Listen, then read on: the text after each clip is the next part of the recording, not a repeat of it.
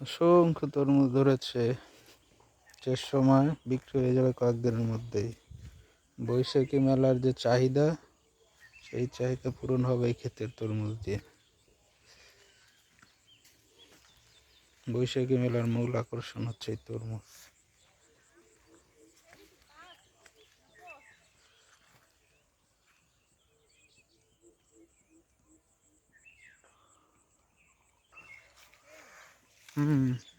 অনেক বড় হয়ে গেছে, 15-20 দিন এত বড় হয়ে গেছে।